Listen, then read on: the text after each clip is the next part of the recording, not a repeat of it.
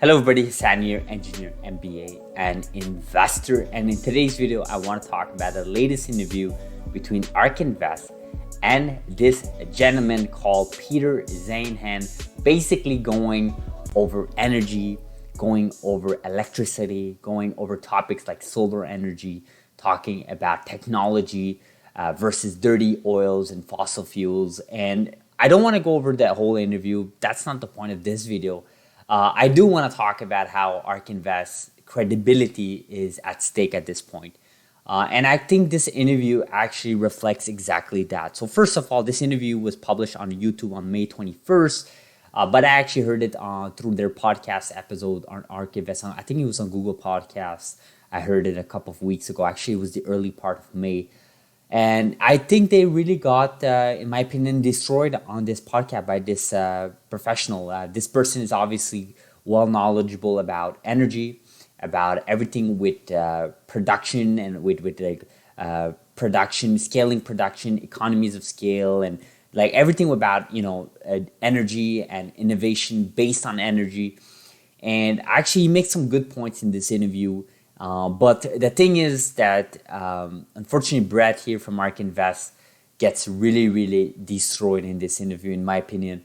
Look, I have a lot of respect for Ark Invest. You guys know this. I've always said it. I've made many videos on Ark Invest. I follow trades on Ark Invest. I give them free publicity, including this type of video, right? So I'm a huge fan of Kathy Wood of Ark Invest.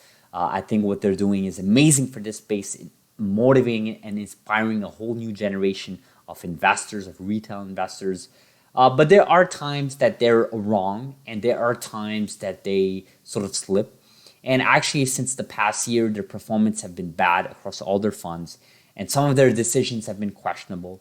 And I think what's going on right now is you see individuals coming to their platform, and now it's no longer just about agreeing with everything Kathy Wood and her team is saying. It's basically disagreeing with some of the points, right? And props to Ark Invest for posting these interviews and not posting them because they could just literally not post it and no one would ever know this type of conversation would happen. But I do, of course, give my respect to Ark Invest. But at the same time, I think this is a great testament as to how, when your performance is weak, when you could have achieved the greatest things you could have with Tesla. Unfortunately, with the bold bets with genomics, with some of the genomics company, some of the technology companies like Roku, Coinbase, Robinhood that they've made, unfortunately, have gotten them to a lot of scrutiny. In my opinion, I think some of it is not really deserved, but some of it is deserved, especially some of the weird moves they've made when it comes to buying companies and selling them when they're at their lowest, like Palantir. But anyways, let's take a look at some of the clips here, and I just want to talk about how basically, reasserting everything I said, and just it's important for us to look at it. I highly advise you guys to watch the whole interview, but I just want to show you guys how bad it can get, right? So let's play this. Let's play this clip. Entire retirement en masse. Whether it's later this year or early next year, at some point in the near future, the majority of baby boomers will be retired.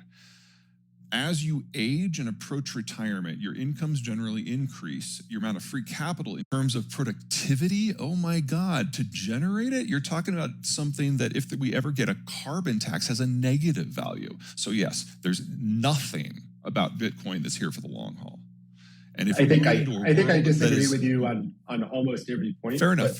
But if we're moving into a world where trade breaks down, what you need for a global trade currency is 2 points first. So one, they didn't really need us to hold off the threat of the Soviets, and they were just getting this free good of like us making sure global trade. They got the goodies of the Cold War without paying the price, and it's hard to argue with that. It's like I would have done the same thing. Right. And I think another way to look at it, and they're probably both true to some extent, is that technology has made it so this stuff is less important to people. As in, like, think about on the economic side, I agree, to create economic output, you need a lot of connected people connected together. But for people to be connected together, you no longer need to be able to even like guarantee safe physical passage from one place to another. I mean, we're on this podcast right now. I'm going to disagree with you completely on that point. Well, I mean, technology is at the top of the pyramid. For a modern economy, food's at the bottom, then agriculture, then industrial materials, then you get into things like manufacturing and finance. And if you don't have all of that, the tech doesn't happen. Tech is something that is added on top that does not function if you don't have energy or food or manufacturing. Well, but tech can change the sources of energy that you use. It can make food production. Disagree. What do you mean disagree? You disagree that it changes the sources of energy that you can use? Absolutely changes the source. It absolutely does not. Okay, expand on that. Okay, you're gonna have to tell me exactly what you mean, because that sounds kind of silly to me. Well, so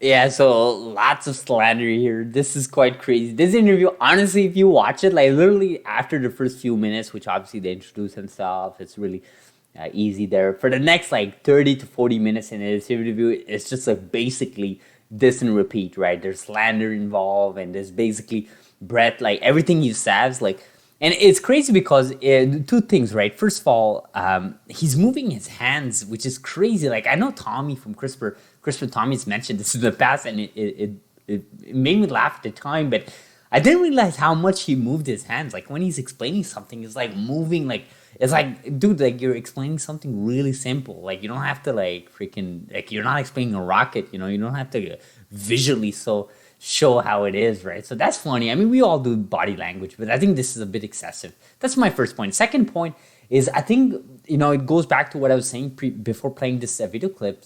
Ark Invest at this point, because of their bad performance, because of the metrics being down, because of the markets being in a crash, they're losing credibility, right? There's professionals like Peter here that's basically pushing back on literally everything that Brad would say. Like he literally, Brad, I think he said something that he's repeated many times in the past. There's like a whole big ideas 2022 report from Ark Invest based on that, is that technology allows to reduce costs and reduce delays, basically reduce barriers of entries in just about every sector that they're looking into.